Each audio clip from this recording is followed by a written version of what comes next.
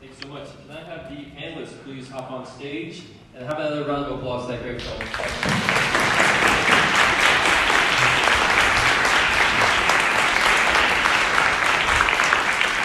I would also like to welcome Mr. Warren Marr, who you saw in the film, who will be joining the panelists. Thank you.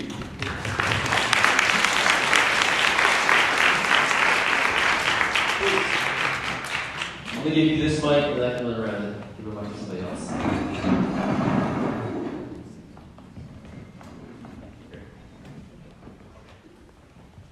So like she said, my name is Matt Allen. I'm a third-year teacher at Galileo. I've been hearing these stories from my mom's right there my entire life. So I saw this film at the Castro Theater on the opening night, and a lot of this has stuck with me, specifically the line when Chinatown goes from being Chinese to being Chinese American. And I was wondering, just that first question, when did you realize that Chinatown was becoming American in taking its rightful place in City Hall demonstrations and being more active?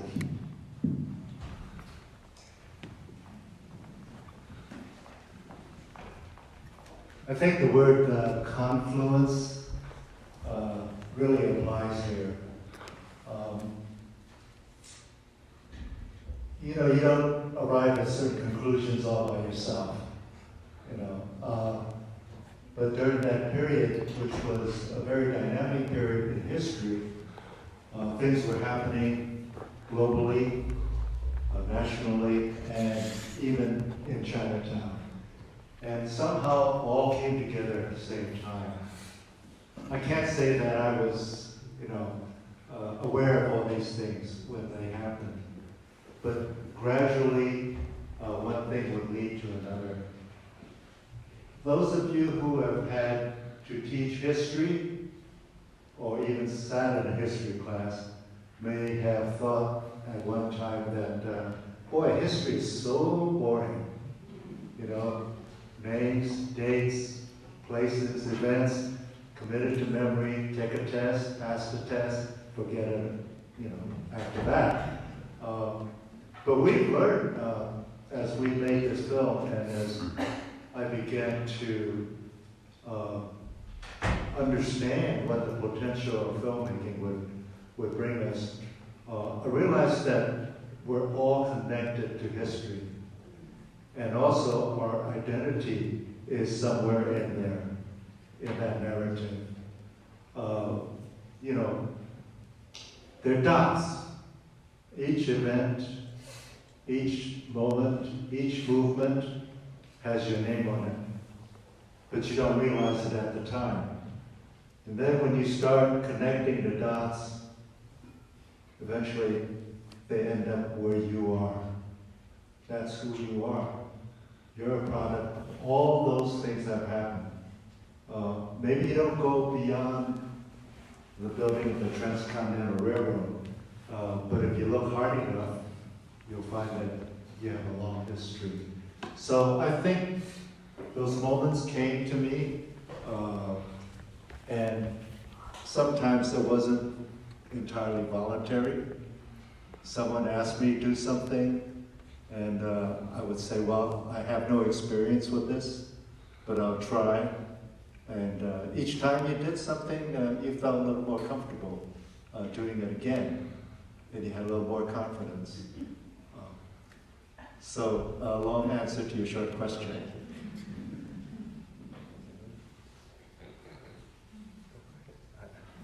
I wasn't there. Hi, I'm not Lucid, I'm Warren.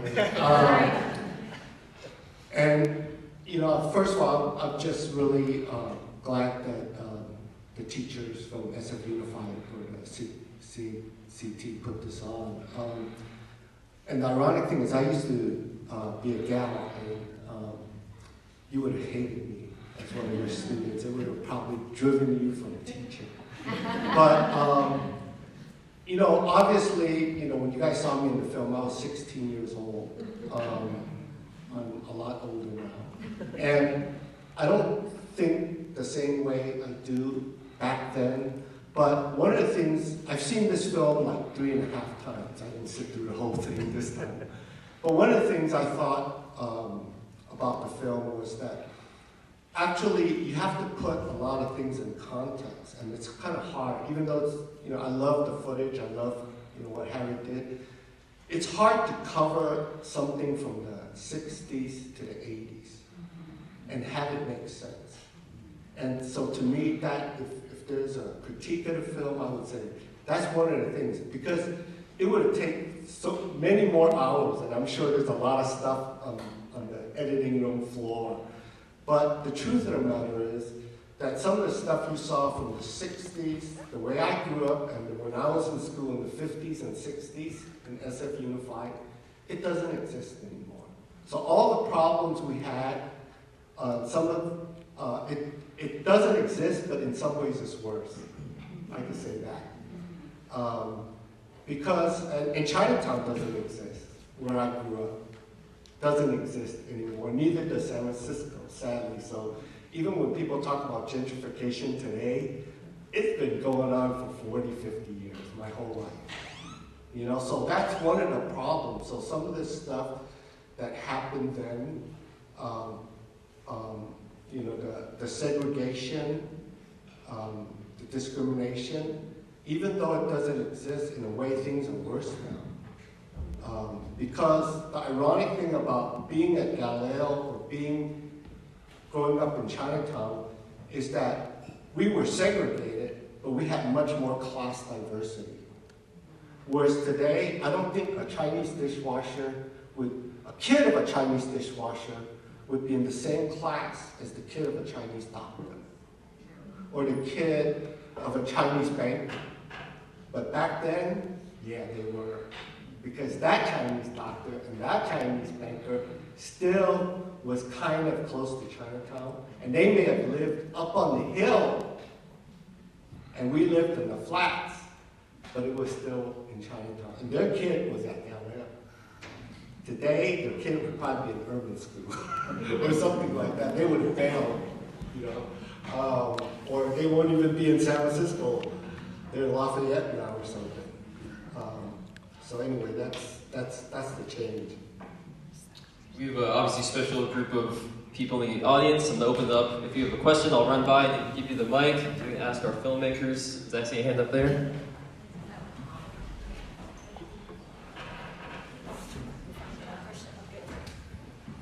Hi, my name is Judy, and I'm a native San Franciscan and also a retired teacher.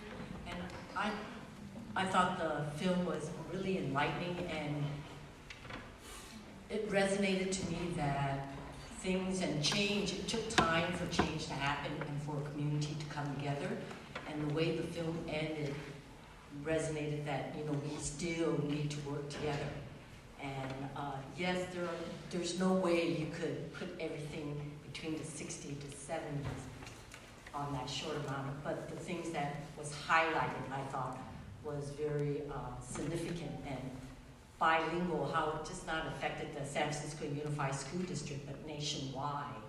Not the Chinese community, but the Spanish, Japanese, Korean, and so forth, So, and I think change constantly needs to be reflected upon, and this encourages us to think about that and to be active. Like George said, you could be a busboy or a teacher or something, but you could still do something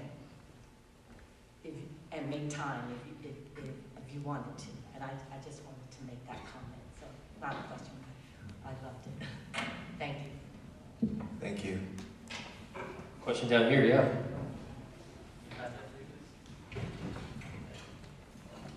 Hi, so I just wanted to say that I'm actually from SF State. I'm an alumni now, so seeing the footage of the strike back then really resonated with me, because I was actually part of the strike, the protest that we had in 2016 when they were going to actually shut down the ethnic studies program. So during that time, it was really emotionally driven, but really powerful to have so many different people of color come together to fight for something. And actually, related to SF State, I was wondering to Harry, actually, to what extent your film actually covered up until you graduated, since it didn't finish? Yeah. That's all. Oh, the original version of the film? Yes. Okay, so the story is I was working on my graduate thesis, and I couldn't finish it. It just, the more I worked on it, the more daunting it became, because it was more than I was, capable of doing, and I didn't really understand everything that was happening. So I made that promise. And fortunately, the teachers were very understanding. And they said, well, we'll give you your diploma if you finish someday. And someday came 45 years later. Don't try it, though.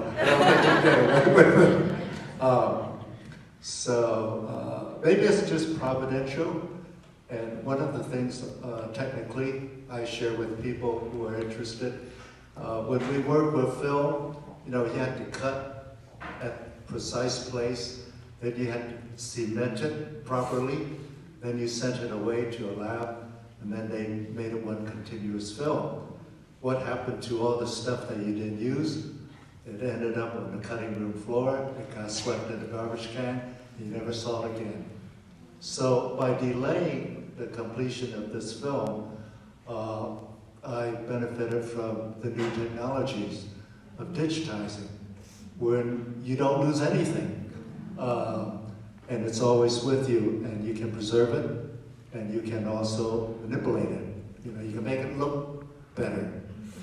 You can make it look worse, but most of the time you're able to improve on it.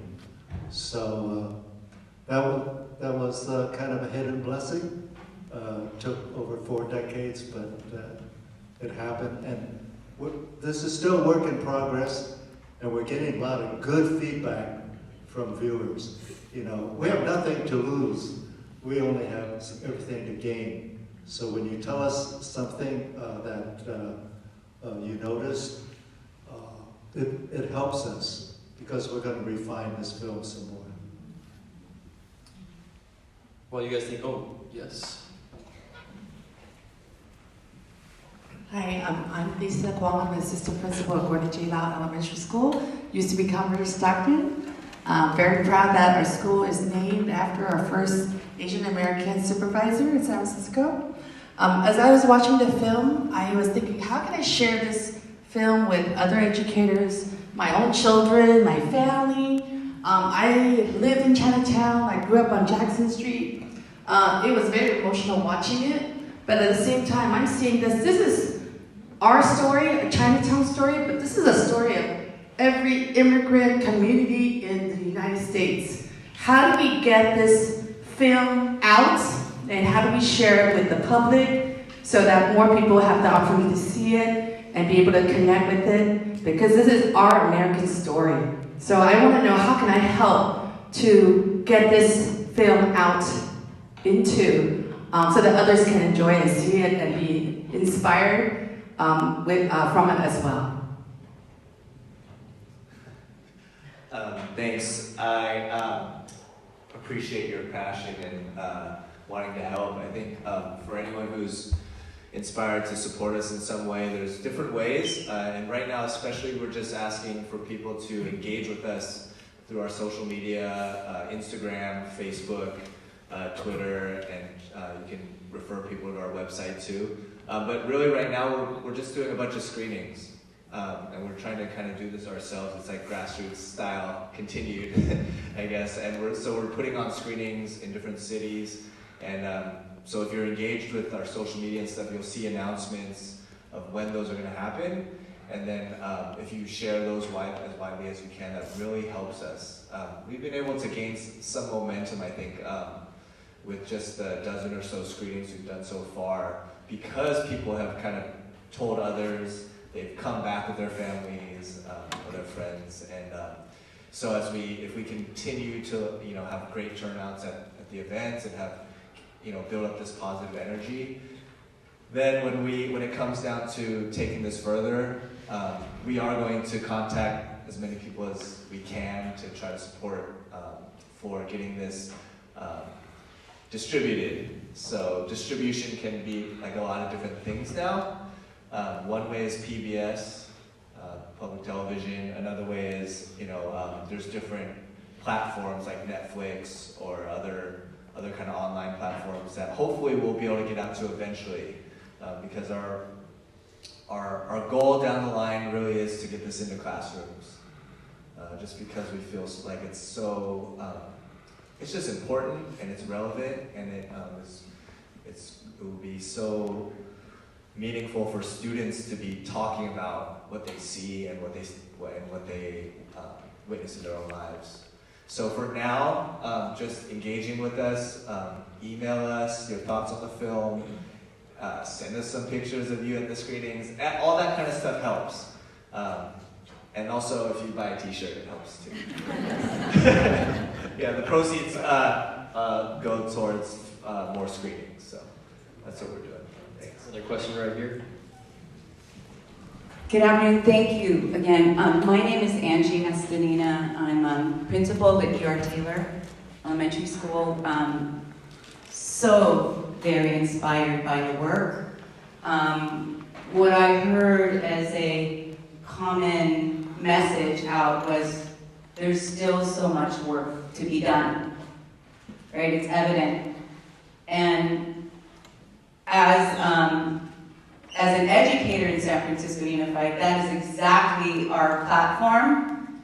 We are equity-centered, we're about social justice.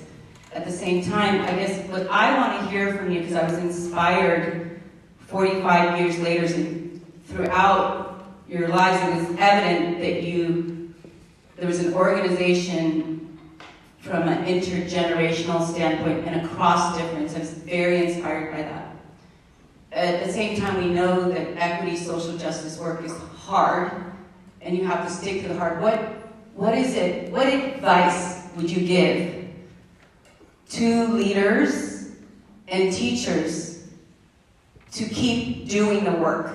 To keep doing the work. What advice would you give us?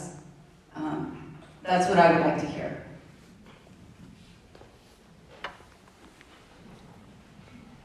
Well, first of all, thank you guys for those questions. I want to just tell you a little bit about kind of what straightened me out, which is partially political. Because as you can see from the first shots of me, I was very involved in the Chinatown youth stuff. So they called it gangs, and I still have a problem with that. So that's a whole other thing I would be happy to talk to anybody about. I've talked to Josh a lot about some of the myths and the reality of the Chinatown gang stuff. But be that as it may, what really straightened me out was actually, sorry to say, not the schools or even Cameron House, because I was not into the church. In fact, I was one of those kids that the Cameron House people said, "You guys got to get the hell out of here." And I lasted there for, like I said in the film, about 3 seconds. What really straightened me out was I became a lefty. It's really what happened, because all these Gordon Chin, those guys were coming down from San Francisco State. Some people were coming in from Berkeley, and they were talking about, socialism and Marxism and all this shit, right? And in the very beginning, I didn't buy that stuff because I was totally capitalist. I was selling drugs. I liked drugs. I was into all that, getting some money, however way I can. But after many, many years and being involved in some of this stuff, after a while, it was like, no, if you want to be a social justice activist, if you want to be a socialist, you got to give up that other shit. Because that is bad. That's capitalism, street capitalism. So, that got me off drugs. That got me off of doing bad stuff to my own people. And so that's kind of an ironic thing that a lot of people don't talk about anymore, right? it's like, you know, just say no would be good for the sake of being good. Well, you know what? That was a realistic, if I wanted money, I wanted motorcycles, I wanted cars, I wanted all the stuff that young people want. And today is something else, but some of the stuff I did was a realistic way of getting it. And so that's what actually happened with me. And then I went on to do other things, in the community, and I became a union activist. And I ended up going back to college. When I finished college, I actually went to grad school. So Harry was saying, he got a break from San Francisco State College at film school. Well, actually, I'm a big promoter of social promotion because I graduated from Galileo and never even hung in winter.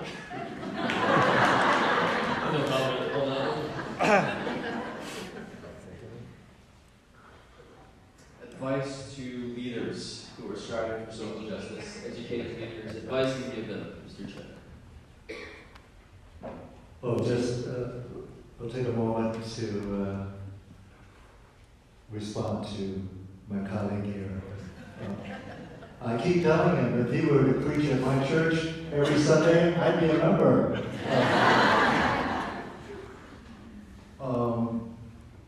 What was the question again? Advice that you would give leaders and those who are striving for social equity. Couple of things. Don't underestimate your students. They're pretty smart, And I remember a particular teacher who decided that her concern was the Manhattanization of San Francisco before all these tall buildings went up. And she had her 7th grade class look into that. And they went out and interviewed people, went down into the financial district, and did some research, and came back. They were really jazzed, and they wanted to be involved. They wanted to know that they had a say in that because they could take all that information home and influence their folks who were voters.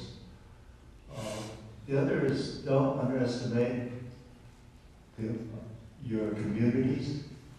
I hate to see, what I see here is some real empowerment. You guys are probably more powerful than you give yourselves credit for, but you can't stand alone.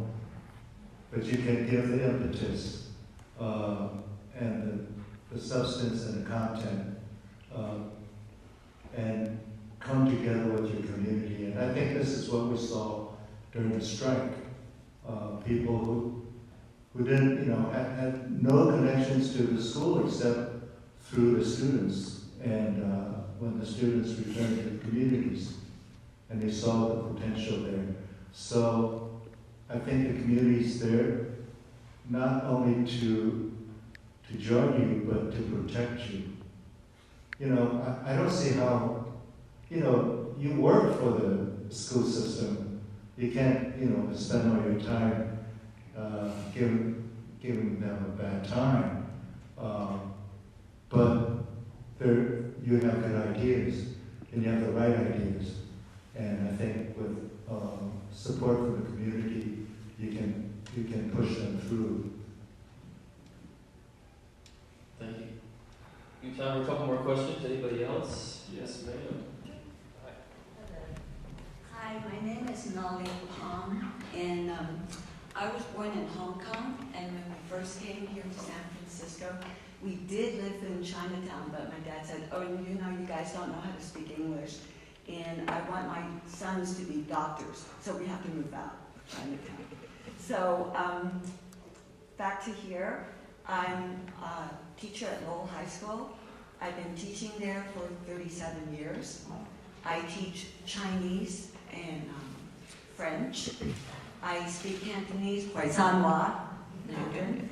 And this film has really added to the pride that I feel as an Asian American and a Chinese American And I feel that even today we struggle with the stereotype of being submissive, obedient, quiet, don't grow up, don't speak, because your parents tell you, you will shame us, you will get us in trouble, whatever. So I'm really, really happy that this film is out. And I also am very happy that there is an Asian American presence beginning to filter into American culture, into the canon of American film, and especially the dearth of representation of Asian American males, especially Chinese American males. So I want to say that this film is great because all of you guys were really hot. All the Asian American men were super sexy, articulate. Wow.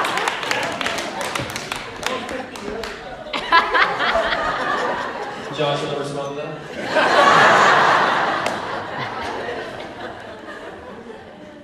Another hand, yeah. One second. Thank you.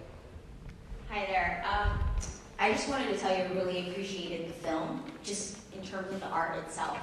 I was sitting around the dinner table with my brother here and my mom and dad, and we had heard that New Asia restaurant was actually bought by the city, and they're developing housing. And I felt really sad about that because Chinatown doesn't feel Chinatown anymore. You know, it's like you talk about gentrification. I went down there, last week. I'm like, wow, there are like a lot of non-Asian people living in Chinatown now. So it doesn't, feel like the way I felt when I grew up. So I really appreciated, just the film itself and seeing, Grant Street, right, Sacramento Street. So, and my daughter who was here, she grew up at the Chinatown YMCA taking swimming lessons. So for her to even see Sacramento and Grant, it's priceless for me. But I think what resonates the most, and I speak for my brother here and my cousin who is back there, is I never knew the struggles involved in building mainland Newton because my grandmother actually lived there. We grew up there. We played in her hallways, downstairs in that courtyard. So it really does bring a really different perspective to my upbringing, and I really appreciate you for just shedding light on that. So thank you. You're here. Here you go. Thank you. My name is Sao Fong. I'm a Chinese immersion student at Diabla. And I'm going to have the title Chinatown Rising. I was wondering and curious about if there were other titles that were considered but were scratched. Yes. And what were they? That's something like, I think that those we need to keep on the cutting room for.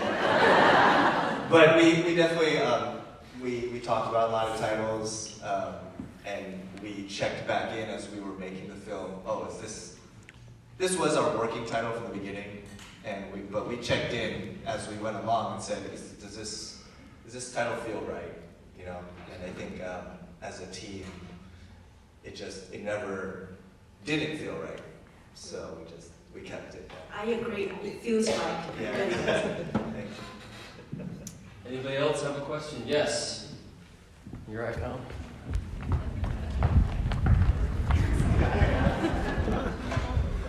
Hello, Pastor Chuck. We want to know whether you want to have a film on the other Chinatown. Now, when I was growing up, I saw that film. I saw my schoolmates, saw my classmates. We were like the next generation after like iHotel. I mean, when iHotel was happening, I was 18 years old. Okay, so this talks about the struggle of Chinatown, but there's also another Chinatown when I was growing up. People living in Richmond, people living in Japantown, the Japantown boys, the Joe boys. They show a part of the Wall Ching, but there's also Joe boy as well. And Joe Fong went to prison, and I would think that you would include him because he tried to change Chinatown as well, but people saw him as this fearful gang leader that's preying Chinese people, And so I was wondering whether you can do a film on the other side of Chinatown people who, like us, because a long time ago when I was growing up, anyone that read that red book, or what's it called, white thing, we call them white thing, we were told by our parents, don't get near those guys. Those guys are radicals. You know, they're after, you know, they follow the Black Panther. They lost their culture. They know what they're doing, you know. And then we would say, Mao Zedong's a bad guy. He persecuted our family. So anyone that carried a red book in Chinatown, anyone that is a red guard, avoid them. Avoid them. So there's another side of Chinatown as well. Of course, my thinking has changed. Okay, but when I was young, I was thinking about the I Hotel, anything that Mao's people did were radicals. They were against our people. They preyed on our people, and that's not, and they sell drugs, you know, something like that. So would there be a movie on the other side? Let me ask you a question. Oh, yes. Do you own a smartphone? Yes, I do. Go out and make the movie. Okay. So I wanted you to know my cousin was actually born in July. His mom and my father were brothers and sisters. So he was older than I was, but we don't see eye to eye. Okay, so we often have, you know, how would you say it? He would say I'm conservative, and he was like a liberal. So Chinatown struggle really kind of it divided the family. I like that. Yeah. Thanks. Yeah, I mean, I think our hope for this film is, you know, we knew we couldn't make a film that was just the definitive history of Chinatown, even for a decade. So we just focused, we got as personal as we could, and for what my dad was there for, and the people we interviewed, we just tried to ask them purely about their, you know, personal experiences. So I think that's, our hope is that we inspire others to make films or document somehow the things that are going on around them and the people that they know, and that will help us, that will help, you know, everyone get a more complex sense of who we are, Asian Americans, right? It's not, none of us can just represent all of us. So we really look forward to, and we hope that this film helps inspire, especially young people, to document whatever's around them, their family history or what's going on at school, everything, because it's all important. Yeah, thanks. Let's give a round of applause for our filmmakers, please. Thank you for your art. Thank you so much, everyone, for coming. Please don't forget outside there's lots of resources and amazing things calls. Thank you so much, guys. Josh, what's next? Where are we going next? Where's next?